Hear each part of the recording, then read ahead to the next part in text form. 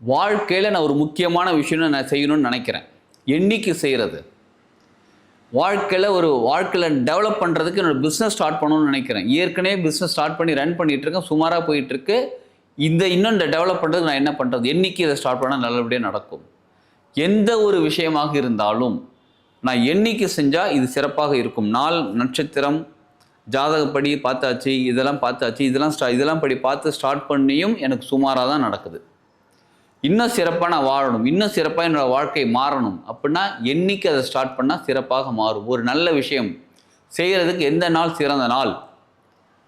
உங்களுடைய பட்சி அதிகார பட்சியாக இருக்கக்கூடிய நாள் சிறந்த நாள்.